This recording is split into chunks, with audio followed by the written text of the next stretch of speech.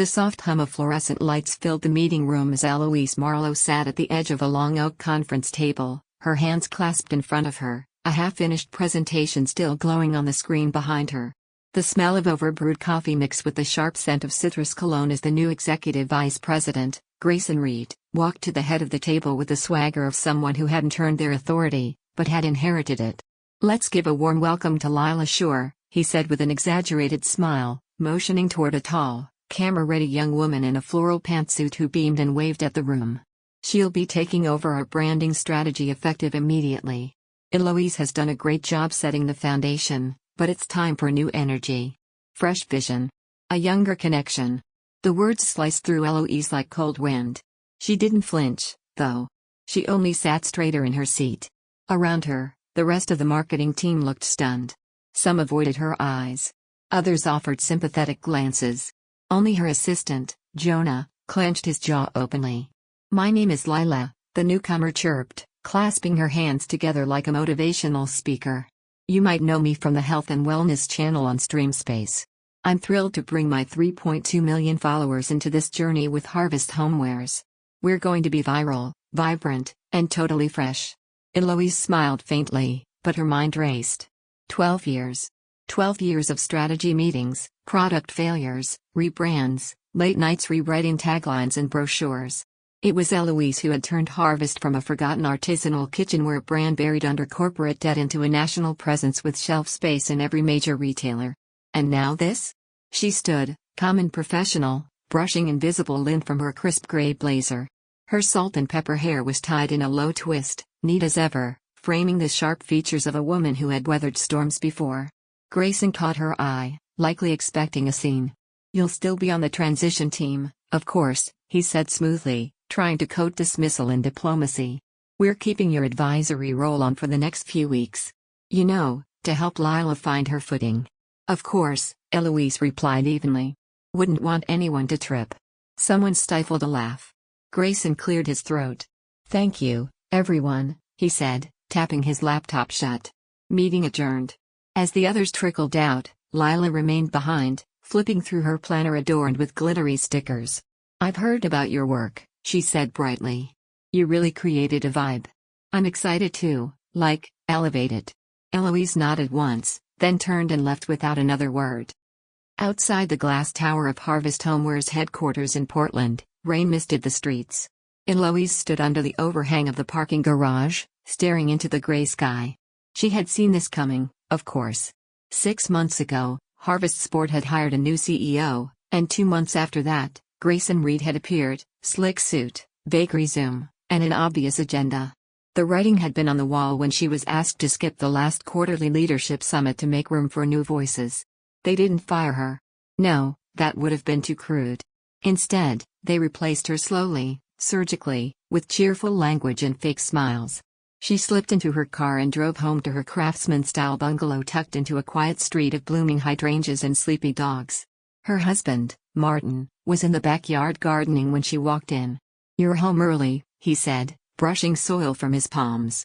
Eloise sat at the edge of the patio chair. "They're phasing me out," she said. "Replacing me with an influencer." Martin blinked. "An influencer? She talks in hashtags." He winced. "You okay?" "I'm not surprised," she said truthfully. "Just tired." Martin went inside and returned with 2 cups of peppermint tea. "What's the plan?" He knew her too well to ask how she felt. Feelings were a luxury Eloise rarely allowed herself in professional matters. Strategy, however, was second nature. "I filed copyrights on all my campaign work 2 months ago," she said quietly. "Everything I developed off the clock. Slogans. Frameworks. Even the customer segmentation model." Martin raised an eyebrow. "You didn't tell me." "Didn't want to jinx it. But now? I think they've overplayed their hand." The following morning, Eloise arrived at her office early. The hall was quiet, and the coffee machine hadn't even finished brewing. She opened her desk drawer and pulled out a slim red folder, a compilation of her original concept work, filed under her name. As she reviewed each page, she didn't feel sadness. She felt calm. By the time the team arrived, Lila's face was already being plastered across the internal newsletter. Her rebranding vision was outlined in colorful slides. Ironically, the language sounded very familiar. They had copied her work. Line by line. Jonah walked in with 2 coffees and set one beside Eloise. "They're using your campaign." She didn't look up. "I know. You're going to let them?" "No," she said, closing the folder and standing up. "But I'm going to let them try." She gathered her things, nodded to Jonah, and walked out of the office, not toward defeat, but toward preparation. This wasn't an end. It was a beginning. Eloise hadn't taken more than a week off in 12 years, not even during the company's warehouse flood or the supply chain collapse of 2020. Now, with her calendar suddenly free of meetings and deadlines, she felt herself unsure of what to do with the silence. At first, it felt like falling off a treadmill still set to high speed. But after a few days, the tension that had coiled tightly in her chest began to loosen. Mornings weren't consumed by status updates or strategy calls. She walked along the river trail with Martin, lingered at the local cafe over strong lattes, and caught up on reading the marketing journals she'd subscribed to but never had time to open. And in the quiet moments, when the noise of corporate life faded, Eloise began sketching something new. Not a campaign. A company. The idea had been gestating for years, even if she hadn't admitted it to herself. Back when she was rebranding Harvest Homewares, she'd often thought about how clunky and outdated many marketing firms had become.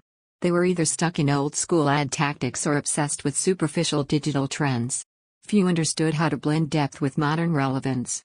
Eloise had always straddled that line, crafting messaging that resonated with both tradition and innovation.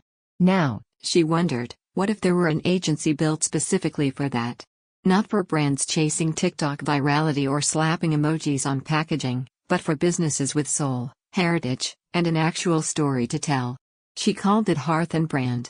Within 2 weeks, she had outlined the brand manifesto: marketing rooted in emotional intelligence, data-informed storytelling, and intergenerational resonance. The tone was confident but warm. Eloise wanted clients to feel they were being guided, not managed. Seen, not sold to. Jonah was the first person she called. He'd quit Harvest the day after her transition meeting. "They gave me a junior title under Lila and expected me to teach her how to interpret conversion funnels," he told Eloise over coffee. She thought A/B testing was a vitamin. Eloise nearly choked on her drink. "So, I'm guessing you're free?" she asked. "Only if I'm not called assistant anymore." "Deal," she grinned. They set up shop in a cozy co-working space across the river from downtown Portland, its walls exposed brick and windows fogged by the coastal chill. Jonah brought his dog, Bean, a floppy-eared mutt who spent his days lounging under Eloise's desk. They painted one wall chalkboard black and wrote in bold cursive, "The story is everything." Meanwhile, Harvest launched their rebrand. The influencer-led campaign debuted on social media with fanfare. Professionally shot reels, pastel-themed unboxings, hashtags like #FreshFire and #BlueGlow began filling the company's feed. The influencer, Lila, posted videos of herself discovering products Eloise had designed, scripted in tones too chipper to be authentic. And yet, the campaign's bones were Eloise's. The 3-phase rollout. The cooking for community angle. Even the tagline, "Where passion meets precision," was lifted word for word from Eloise's old pitch deck. It wasn't just unethical. It was illegal. Her legal advisor, a whip-smart woman named Trina she had met at a local women in tech event, drafted a formal cease and desist letter. Within it were detailed citations of Eloise's registered copyrights, time-stamped digital drafts, and official filings, proof that the materials had originated outside her role at Harvest. They sent it to Harvest's executive suite and legal team simultaneously. The response, or lack thereof, was immediate. Harvest paused their campaign. Their social media went dark for 3 days. A spokesperson issued a vague statement about realigning messaging with organizational values. Then, quietly, Eloise received an email from a name she hadn't expected. Marco Hawthorne, founder and CEO of Willow and Birch Cookware. "Eloise," the email began, "I just saw the news. If you're not tied up in anything yet, I'd love to talk. We've followed your work at Harvest for years. The industry knows who made that brand shine." Marco and Eloise met at a tea room tucked into the hills north of the city, far from the manicured office parks of corporate life. Marco was in her 60s, sharp-eyed and silver-haired, with the poise of someone who'd built a company from her own kitchen table. "I started Willow and Birch with 2 copper pans and a booth at the farmer's market," she said, stirring her chamomile tea. Now we're sold in 3 countries and I've got a board full of Ivy League voices who want to modernize everything into oblivion. Eloise smiled. You want help pushing back? No, Margot said. I want help pushing forward, but on my terms. I don't want to chase trends. I want to build something timeless. Their handshake felt less like a contract and more like a pact. Eloise's agency had its first official client. In the following weeks, word spread. Harvest's mess became industry gossip, influencer campaign suspended, board tension rising, whispers of mismanaged assets. Meanwhile, Hearth & Brand launched Willow & Birch's Rooted in Craft campaign, celebrating the history of slow-made cookware with modern video storytelling, cross-platform engagement, and elegantly branded packaging. The contrast was striking. Harvest's digital metrics plummeted. Their influencer engagement dropped as followers questioned authenticity. In-house teams scrambled to pivot, but Lila struggled to improvise without Eloise's scaffolding. Meanwhile, Hearth & Brand was being quietly flooded with inquiries. Second-generation vineyards. Handmade linen companies. Local artisans looking to scale. Even a European spice company reached out after seeing Willow & Birch's campaign on LinkedIn. Eloise and Jonah spent their days in brainstorms, brand immersions, and shoot preps, working harder than ever, but with a freedom that energized instead of exhausted them. You know, Jonah said one evening as they closed up the office, if this keeps up, we'll need more than just us and Bean. Eloise glanced at the chalkboard wall. The story is everything. She smiled. Good. Let's hire storytellers.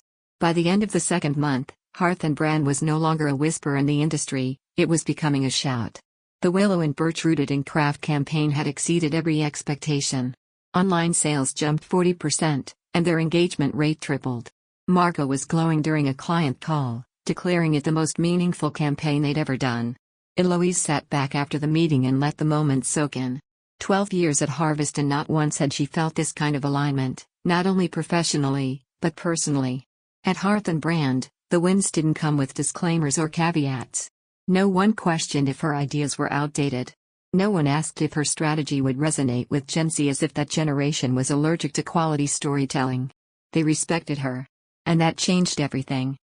But not everyone was thriving. Harvest's sudden silence online had drawn attention. Their influencer-led launch had faltered, and rumors of internal conflict were leaking into industry Slack channels and marketing forums. Lila, the influencer installed as Eloise's replacement, had quietly disabled comments on her promotional posts. And whispers about misused IP had reached even the national trade organizations. The Marketing and Brand Integrity Coalition, the MBIC, was investigating whether Harvest had violated creative copyright in its campaign execution. That was a big deal. To the public, it seemed like a legal slap on the wrist. But within the industry, being flagged by the MBIC was like a scarlet letter. It meant potential blacklisting from award circuits, trade shows, even high-tier partnerships. Eloise didn't gloat. But she didn't feel bad, either. She'd given Harvest 12 years. They had discarded her. Now they were learning the price of doing so. At the Hearth & Brand office, growth was forcing evolution. Jonah had been leading content strategy, managing vendor relationships, and handling client communication, far too much for one person. So they hired Lita, a digital designer from Denver with a background in UX storytelling. Then came Louise, an analytics strategist who could speak both SQL and poetry. Eloise had imagined the company staying small. Boutique. Quiet. But the demand was undeniable. It wasn't just legacy companies calling now.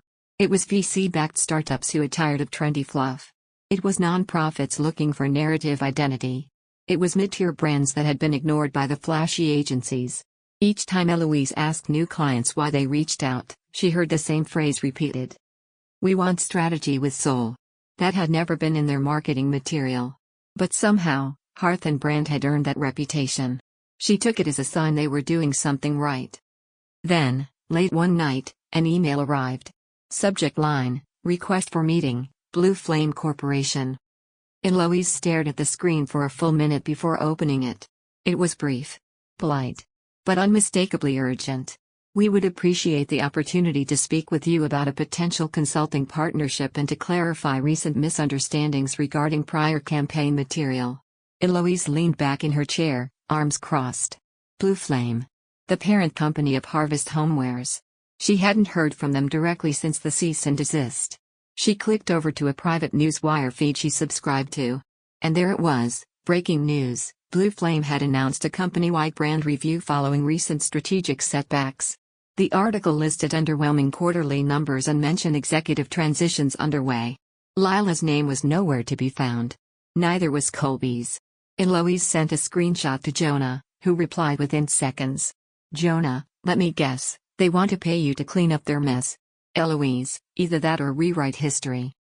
The next day, Eloise met with Trina, her legal advisor, and forwarded the email. They're not asking for forgiveness, Trina observed. They're asking for credibility. Yours. Eloise nodded. I'm not sure if I want to step into that fire again. Then don't, Trina said simply. You hold all the cards. You can charge double. Or you can say no. That night, Eloise drafted her response. Thank you for your outreach. I'm currently focused on other projects and unable to accommodate new partnerships. However, I wish your team the best in your reevaluation efforts. Professional. Clear. Final. She hit send and felt something lift. Not just vindication, but release. 2 days later, Hearth & Brand was nominated for a National Marketing Vanguard Award for their work with Willow & Birch. It was surreal. Eloise had never expected the spotlight. Her best work had always been behind the curtain.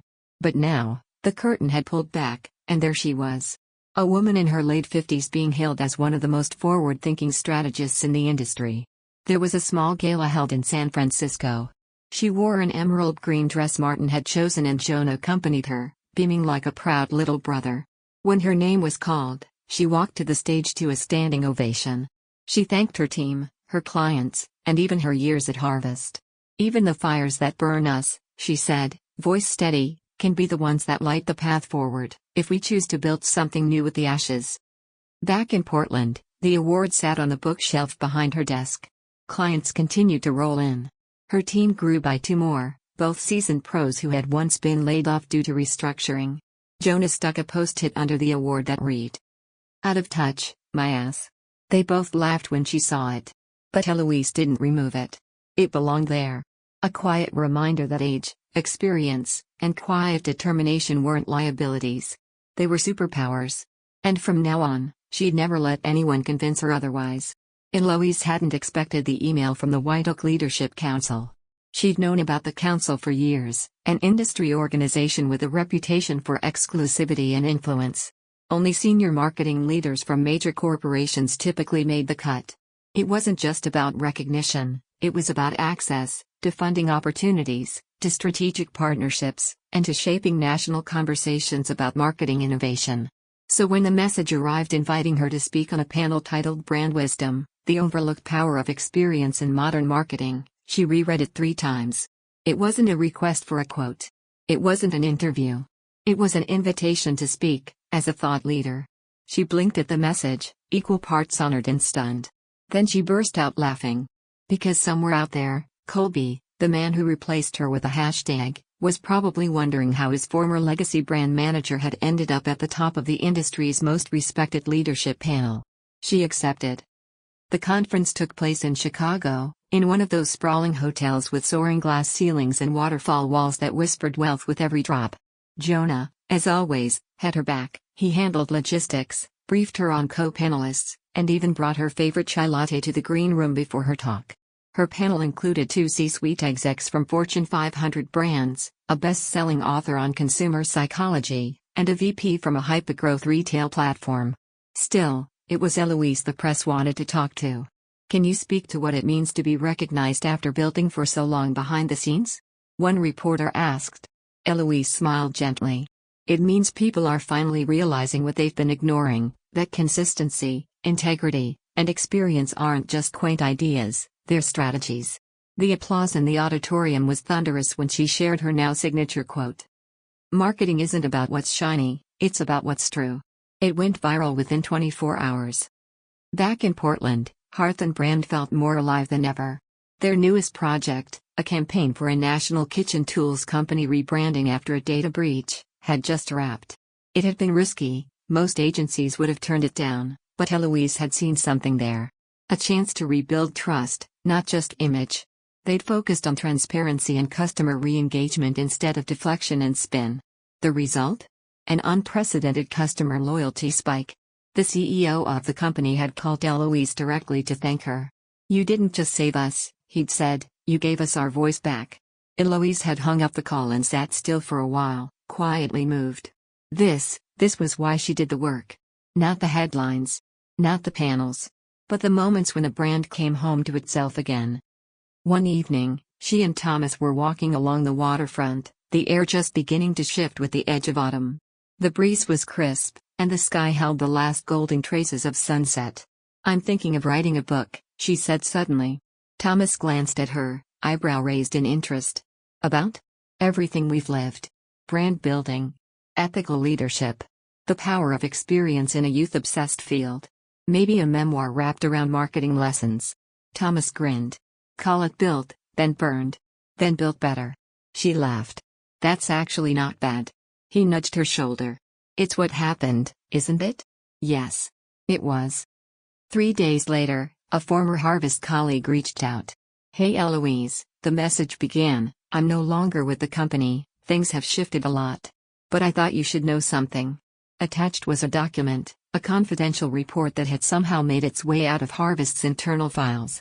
It detailed what they were now calling the brand disconnect era.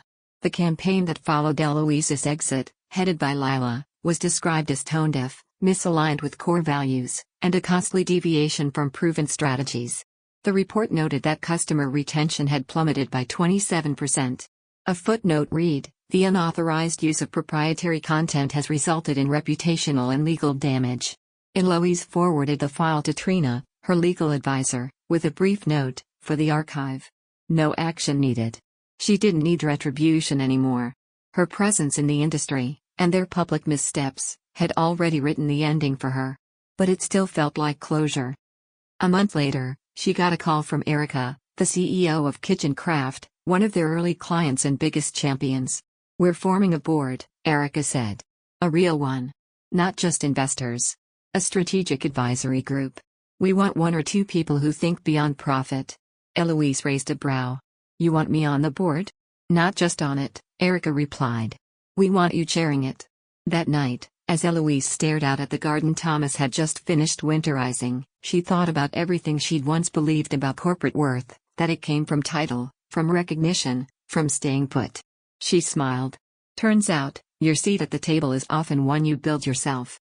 By the year's end, Hearth & Brand had become a sought-after creative partner for companies that wanted to do more than just sell, they wanted to connect. Their hiring policy was featured in a national publication for its age-inclusive practices. Their mentorship program, launched quietly 6 months earlier, had become a pipeline for professionals returning to the workforce after raising families or navigating career pivots. And Eloise? She finished her book. The final chapter was called The Fire They Tried to Extinguish. 6 months after Eloise walked out of Harvest and Hearth with nothing but a cardboard box of memories and a copyright filing, she stood under the soft spotlights of an intimate Seattle auditorium, moments away from stepping on stage. The audience, a sold-out crowd of marketing professionals, business students, entrepreneurs, and curious onlookers, buzzed with anticipation. The keynote event of the Northwest Business and Leadership Conference bore a bold title splashed across the digital screens. Built, Burned, Rebuilt, a conversation with Eloise Mercer. Backstage, Eloise adjusted the lapel mic and smoothed the front of her navy blue blazer. Her hair, now flecked with gray strands she no longer bothered to hide, framed a face lit with quiet confidence, not the polished mask of corporate diplomacy, but the earned calm of someone who had been broken open and decided to build back better. A young event coordinator peeked in. "Miss Mercer? You're on in 2. She nodded, heart steady. Thomas was seated front row, of course, alongside Erica from Kitchen Craft, Franklin her attorney, and her now growing team at Hearth & Brand. Her niece, Ava, was also there, fresh out of college and shadowing her for the week, eyes wide at the whirlwind world her aunt now thrived in. A year ago, most of these people hadn't known her name. Now they called her mentor, leader, trailblazer. The conversation began with the moderator, a sharp but warm journalist, guiding her through the timeline of her career. From her early days in small-town advertising to her rise at Harvest and Hearth, to the abrupt and very public fallout. Eloise didn't dodge anything. She didn't demonize anyone either. She told the truth plainly. They didn't just want change, she said. They wanted erasure. But they forgot something fundamental. If you build something from the ground up, you know how it breathes. You know its bones. They could slap on a new face, but they couldn't fake the soul. The audience was dead silent, hanging on every word. What did you learn, in the end? The moderator asked. Eloise thought for a moment, then said slowly. That legacy is not what they give you, it's what you build when no one's watching. And the only way to protect it is to claim it. Out loud. On paper. In court if you have to. But most importantly, in your own mind. A standing ovation followed. Afterward, as people lined up to shake her hand and ask questions, Eloise was approached by a young woman with wide eyes and a stack of notes. I'm building something, she said shyly. But no one really believes in it. Everyone keeps telling me to play it safe. Your story. It changed how I see that. Eloise touched her arm gently. Build it anyway. And keep your receipts. Spring gave way to summer. By June, Hearth and Brand had outgrown their cozy downtown office and moved into a larger studio space overlooking the Willamette River. The new space had a glass-walled strategy room, a meditation lounge, and a framed poster of Eloise's viral quote, "Marketing isn't about what's shiny, it's about what's true." Clients came to them now, often disillusioned by younger firms who overpromised and underdelivered, hungry for a steady hand that could balance creativity with long-term trust. One day, as Eloise was reviewing a new client proposal, Trina, their youngest strategist, popped her head in. "There's someone here asking for you," she said, hesitating slightly. Eloise looked up. "Who?" "He says his name is Colby." She froze for a beat. Then stood, smoothed her blouse, and walked to the front lobby. And there he was. Colby Mitchell. The man who had once replaced her. A little less polished than she remembered. His eyes darted, unsure. "Eloise," he began, "I hope I'm not interrupting." "Not at all," she said coolly. "Would you like to come in?" He followed her into a meeting room, hands clasped nervously. "I wanted to apologize," he said without preamble. "For how it all happened. For everything." Eloise said nothing. Let the silence fill the room. "I thought I knew what I was doing," he continued. "I bought the hype. I thought if we made the brand younger and louder, we'd grow. But I didn't understand what made it real. Not until I saw how fast it fell apart after you left." Still, she waited. "I've been consulting," he added. "But it's not the same. I miss building something with meaning. I guess. I was hoping I could learn. From you." That surprised her. But she didn't laugh. She didn't dismiss him. Because part of her remembered being dismissed too. She leaned forward. "Colby, learning starts with listening. You've taken the first step. But here's what I'll tell you." She slid a copy of her book across the table. "Start here. And then maybe, in time, you'll be ready to rebuild something too." On her 58th birthday, Eloise hosted a small garden dinner at her home. Friends, clients, her team, and family filled the backyard with laughter, string lights overhead and soft jazz playing from the patio speakers. Thomas grilled salmon, Erica brought champagne, and Ava, now an intern at Hearth and Brand, had baked an elaborate birthday cake shaped like a filing cabinet. "For all the receipts you kept," she joked. Eloise raised a toast. To all the women who were told they were too old, too emotional, too out of touch. May they never believe it. And may we never forget what happens when they finally stop asking for permission. Cheers erupted. Weeks later, she received an email from Harvest and Hearth. They wanted to license 2 additional taglines from her original campaign. Eloise granted it. At double the original rate. Legacy wasn't always a straight line, she'd come to learn.